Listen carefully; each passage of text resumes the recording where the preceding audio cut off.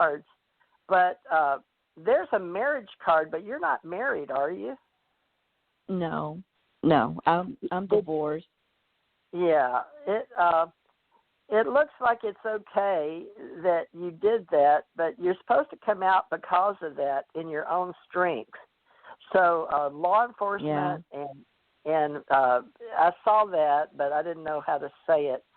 Yeah, so I'm glad. Thank you for sharing that. So because we know we're being live recorded, but please do look at how you can. If you'll go to any hospital and put in, but you can go on LinkedIn, and then what are those others that we use? Where we put in. Indeed is one of them. Indeed, and Monster. I know Career Builder. You go into as well. So you know how to do all that. So just like Suzanne said, really get your resume typed, but you need to get it out there everywhere, because especially on LinkedIn, because the recruiters are looking for people all the time. It's not as, for those that are looking, whatever you're seeking is seeking you. Does that make sense? That's the way you need to look at life. And whatever your money card is protected, you're not going to do without. You're going to actually be part of the solution in this Black Lives Matter industry, especially in healthcare, because we need compassionate, caring people that are significant and they don't mind working in the homes from home, because you're talking to me with a voice, right? And and we're listening to each other. And conversation and communication is going to be really the wave of the future for all of us. Think about it. We're doing everything. We're putting our credit card numbers in over the computer. We don't have to see each other really that much. So you're going to be on top of your game with your voice. So I hope you go ahead and look at that. Put in for it, FAFSA or whatever you've got to do. Maybe you can still get a Pell Grant for 2020. Who knows? They're probably helping people get re-educated or put in. But let me see if Suzanne's got anything else for you. I'm sorry if I got carried away, but I know that we need you with the voice and all that. So you come back and stay in our little spirituality club, please. Okay, we'll do. I like you. And what was your name again? You. Gina. Dina? Gina with a G. Yeah, Gina. Gina. Okay. Yeah. All right. Well, Rich is gone, so I guess Rich needed to take a break. But, no, maybe that wasn't him. Gina, I think maybe that one of what I'm here. Teresa's talking about is the fact that you have a lot of opportunity, you have a lot of gifts to share, and I think we've given you a really detailed reading. I hope you're good with everything we did for you tonight. Oh, yes, definitely I am. I'm so grateful. Thank you. Thank you very much. Have a good evening. You too. All right. Bye. Thank you. Thank you. All right, Bye-bye. let's try that 520 we couldn't get her. 520, you're live and on the air. Can you hear me? Hello? Yeehaw! Here, yeehaw! I'm happy. Hi, Abby. I put myself on mute because someone disconnected me. I wasn't sure if... Well, we heard somebody cussing. There was somebody cussing in the background. And so I apologize, but we did put you on air, but you couldn't hear us. Oh, you're kidding. I didn't real. Was it me? Well, somebody said the D word, but not, I cuss like a sailor and a truck driver, but I try not to on the air. But you'll hear it. You can go back and hear the whole show. You'll hear it. But that's okay. Lord. You hear now. Give us your name. Oh. Maybe it wasn't you. We'll say it wasn't you. It was somebody in the background, regardless. Oh my gosh! I try to be very careful. Lisa, my name is Lisa. Thank you. Hi, Lisa. Tell me what the weather's like in your area today. Oh well, it's really weird. It's humid. It's right now it's 76 degrees, and I live in the desert, but the skies are very smoky and cloudy, and not cloudy, but smoky, and I pulled over a law enforcement person, and I asked them, is there a fire in the area? And they said no, so we're probably getting the smoke from, California, and that kind of thing. That gives you more information than what you asked for. No, it's fine. So you're a detail person. It's always in the details. So for you, you want perfection, you want things exact, you want them on time, and you are somebody who's willing to do the hard work to make it happen. What do I personally like about you? I like your can-do attitude. You do function at a higher level in the middle of a crisis of chaos, uncertainty, unpredictability, and being the person who is the savior to restore sanity in order to a given scenario. You've always had to work hard. You're calling to talk about two things, and I'm willing to talk about one of them. One of them is a money problem that you have right now, and the other one is a relationship concern. Choose which one you'd like to talk about. Ask my God. questions, and we'll do it. You're so good. You're so good. Yeah. Well, okay, I'll ask about the relationship.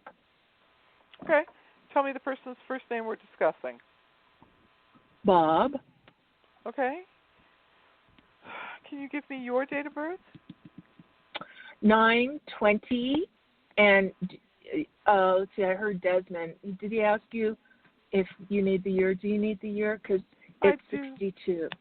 It's 62. God, yeah, don't say it like that. Say 1962. Feel proud, okay? Oh, so, hey, you know what? I am proud. Good. Okay, good. 1951 for me, day after Christmas. 1951. I'm a Capricorn. I love you, ladies. I love you, ladies. You're so great. Yeah. So you're asking about a relationship. So one last question, and then I'll do my reading for you. When was the last time the two of you ate a meal together? Well, we lived together. Let me see when we ate together. We constantly are in each other's hair. Let me see. It might have been, it probably was this morning because it's so casual between us. So here's the thing. I think that you have higher standards, and I think that Bob is really a good person. But I think sometimes if I were talking to Bob, I would tell him, not to be so concerned about doing things perfectly. Do his best and to be kind about it. But then that was it. So what you're telling me about this situation is that this is really a good relationship. It's just gone through some difficulties because, we're locked up inside the house during the pandemic. He thinks about you. He's romantic. He cares about you. He's supportive of you. He's emotionally available. And he's really somebody who, at the highest level, has your heart in his mind.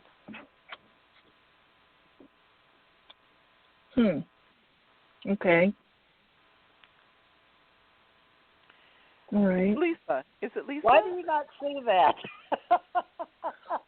Yeah, it is Lisa. I'm sorry. You're too close. I'm sorry. Back up. Are you a perfectionist? I don't know. Maybe I have high expectations. Maybe that's it. And the lady Donna, I could kind of relate to the criticism. I think there's a critical voice going on in my head too that I try to work with and release and replace. So there isn't really any way to work with that sort of. There isn't any way. So I think one of the things that has to happen is that a person, because your work is extraordinary, you're talented, you're gifted, you're really good at what you do, but it's very difficult to live with people that don't have the same sort of standards of living. And so you're just really, I think you really need to focus on the things that are really important, not the things that, come to your head. I have a problem with that. If you're near me and I see that you didn't put things back in the refrigerator the way you're supposed to do it, I'm going to tell you right then and there. And if you don't give me my feedback and tell me, I see where I did that wrong, I'm going to keep after you and keep repeating myself until I'm sure you understand what I'm talking about. I don't raise my voice. I don't get upset, but I'm persistent. So I am a person that forgets about it. Once I'm finished with it, I forget about it. But for you, it's a little bit different, and I think you have to kind of retrain yourself and say, is that really important? Because if it's not really important, you're probably going to be much happier if you just do it yourself, and that's just who you are. It's what makes you great in your work. It's what makes you number one in your work environment. That sort of detailed, perfectionist, make it happen, there's something extra. I mean, you're fabulous, and your work is just a fabulous thing to be involved in. I mean, it's extraordinary. Well, thank you. You're welcome. Thank you. I'm going to let... You're not sounding too happy about any of this. Oh, dear. Oh, dear. Okay. Well, let me read your cards. Tell me your name again. I'm going to pull your cards. Okay, it's Lisa. And where do you live, Lisa? I live outside of the Tucson area. Oh, good. I love Tucson. Hold on. Let me see what the cards have for you. Oh, goodness. Okay, from the past, and I do a mini tarot, which means past, present, and future, and then your final sort of a spiritual journey. You came in with you may want to do your genealogy. You got a lot of money you can be expecting from a past life. I'm looking at it right now, and it had to do with your father's side. So you may want to get into your ancestry. Now, with the present, what is it? All these people tonight. This is curious. I bet it has something to do with the planets. You've got that 7 dream thing going on too, Lisa. So you had a lot of opportunities. I don't know what it is about 7 and justice tonight with your guides, but they are really working on you. Now, money is up for you in the future, even though you got it from your past life. You didn't come in wanting money. You wanted justice. So you missed your calling. You would have been a good attorney. Anybody ever tell you that? I feel it resonates for me, what you're saying. Yeah. You would have been a good attorney. You really would have, because you're all about justice. Now, it's okay because that's who you are, but your future, you're doing a total 360 transition. So you're one of those that have totally moved the world, like from heaven to hell. I'll just put that card aside because it's called the devil in the tower, but you got them. But the world abounds. So it's like Suzanne says, we're creating a whole new world. So you may want to look at what's going on because you're totally creating everything in your future.